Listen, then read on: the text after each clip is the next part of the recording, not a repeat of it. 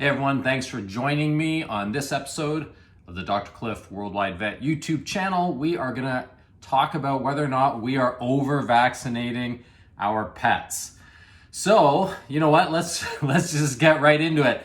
Some of you listeners, some of you fans and subscribers, or people checking this out, if you're kind of the naturopathic types, you're not gonna like what I have to say, but please hear me out.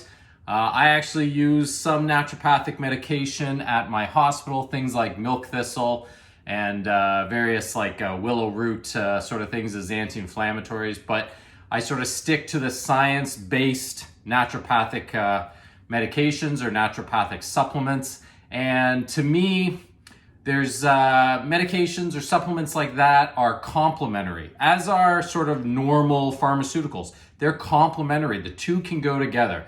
All right, vaccines. So here's the issue. Are we over-vaccinating our pets? Maybe. But right now, that's sort of our only option because, well, why do we vaccinate, right? There are diseases out there that are killing puppies and kittens. Let's just face it.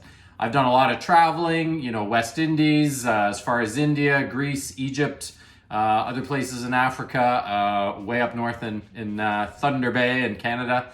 And I'm seeing these diseases. Parvovirus is killing puppies all the time. Nasty upper respiratory viruses for cats, feline leukemia, FIP, and then even rabies. 50,000 people a year die from rabies around the world. Most of them are children. So we need to vaccinate. But that doesn't mean we necessarily need to vaccinate over and over and over again, right? And we have to kind of look at the risks of vaccinating, and there are some risks, there are some dangers. Certain tumors can occur, certainly anaphylactic reactions, increases in autoimmune diseases, and I promise you my next video coming out next week is going to be about the dangers of vaccines and what you can do to sort of minimize those dangers and how to handle those situations. But then there's rewards to vaccines, and it's basically an animal that lives a long, happy, healthy life. Now, let's sort of get the legal mumbo jumbo out of the way. I joked in my CBD, little CBD video that I was doing that my college is always watching us. And the reality is they kind of are to a point, but they're doing it for good reasons. And this is my opinion. And talk to your veterinarian, talk to your animal health care practitioner, and sort of get all the information and then make the decision yourself. And this is the conversation I have with my clients. We talk about this stuff as equals, as buddies. They call me Cliff, sometimes Dr. Cliff, but we're friends and we talk about the issues and we talk about which vaccines we should give and why we give them when we give them. So talk to your veterinarian, get his or her opinion, and then make an informed decision. Okay, there you go. Check mark on the legal mumbo jumbo out of the way. So let's talk about core vaccines and non-core vaccines. There's definitely core vaccines, which are the ones that diseases we see often are going to kill your animal and or are also a risk to us. Rabies in cats and dogs. You got to do it. Even if your cat or dog pretty much stays inside, get the rabies vaccine, okay? Because you need to protect us, like us meaning the human species, as well as other animals and mammals and whatnot as well. But rabies, and then for dogs, things like hepatitis, parvovirus are cores, and then for cats, the upper respiratory vaccine for that virus. Now, if your cat goes outside, then you've got the non-core vaccines, feline leukemia, FIP, but these are not necessary, in my opinion. These are not necessary for animals that are staying indoors, for cats that are staying indoors. And then say for the non-core vaccines for dogs, kennel cough or bordetella. It's not really serious, but if your dog's going to kennels or grooming or just even going to the dog park, they should be getting this vaccine, in my opinion. And then there's things that are kind of like maybe core, and it depends on your animal's lifestyle and where you live. Things like leptospirosis, which is a bacteria that attacks the kidneys and the liver, can actually be passed on to people, is very, very dangerous, and can actually be spread by like raccoons. Raccoons in the area, I'm in Toronto, there's raccoons all the time. About 70% of raccoons carry leptospirosis. they pee on your garbage can, let's say, a couple hours later, little Fido goes by and sniffs it, and they can pick up leptospirosis. So that would be a core vaccine, depending if you're, say, living in a city like I am. But also leptospirosis if you have a dog that's out hunting and dealing with swampy water or still standing water, leptospirosis is a risk. And then there might be situations like Lyme disease. I don't vaccinate for Lyme disease in my area, although we see Lyme disease. The vaccine that we have is not really effective in this sort of the strain, I'm kind of simplifying this, but the strain of Lyme disease that we see here. And we actually, now that we utilize some really, really good tick preventatives, ticks spread Lyme disease, we don't have to worry about Lyme disease and vaccinating for it, okay? So the other thing to think about when you're talking about over-vaccinating is what is the schedule? And what I want to say here is that your emotion or your feelings about vaccines, I love you guys, it doesn't really matter. Your feelings don't matter when it comes to how the vaccine works and how the disease works. And what I mean by that is a puppy or a kitten needs approximately, it's sort of complicated, but needs 3 sets of vaccines at approximately 8 weeks, 12 weeks, and 16 weeks. And then those vaccines, by doing it in that order and building up this long-term immunity, your pet is now protected for a full 12 months. Now people are gonna ask, well, what about this 3-year vaccine thing? And that's a great question. I'm glad you asked it. So about mid-2000s, the American Animal Hospital Association did a study to see if vaccines last longer. At that time, we were giving them every single year, without fail. We were trying to do it every single year. And this study, which was not funded by the vaccine companies, because it was actually gonna tell us that we don't need to vaccinate as much as we were. Why would the vaccine companies fund that? Though they actually want to know, what's right for the pets. They are doing this for the right reason. Even though they want to make some profit, you can kind of have both, okay? So this study proved that animals were with certain core vaccines, not all, but like rabies, distemper parvo for dogs, the rabies and the upper respiratory for cats can last 3 years and sometimes longer. But the problem is the cats and the dogs within this study, as soon as you get one animal that sort of falls off the protection at the 3-year mark, they have to stop the study because they don't know if your dog or your cat is going to be one of those cats or dogs that falls off as far as protection at 3 years. So they know that the minimum is 3 years. That's how long your animal is going to be protected. But that doesn't mean it happens right at the sort of the 4-month mark, at the 8, 12, 16 weeks, right? So those vaccines only work till approximately a year. But then at the 1-year mark, if you do it on time, then it can be kind of boosted up to the 3-year mark.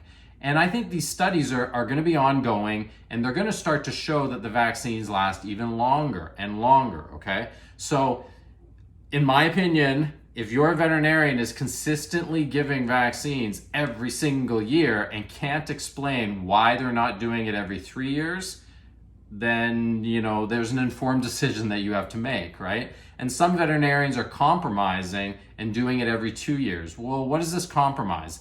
Either the studies are there or the studies aren't, okay? So we need to recommend what is best for the patients, not what's best for our pocketbook. I think 99.9% of veterinarians out there are doing what's best for the patients. But it's fair for you guys to say, why are you doing it every 2 years, let's say?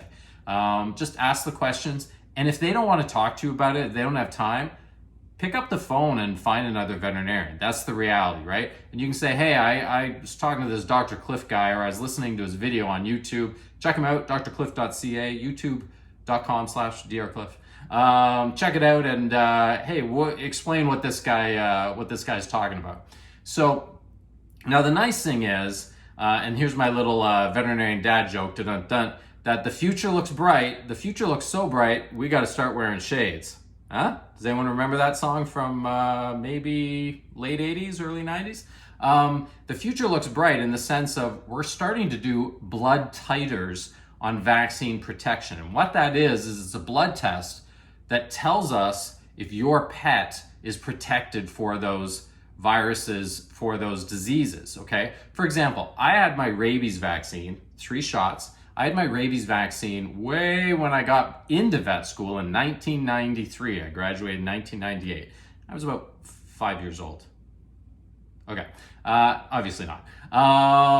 Don't let the beard fool you, though. I'm not as old as this makes me look, but I like it. I'm gonna keep it.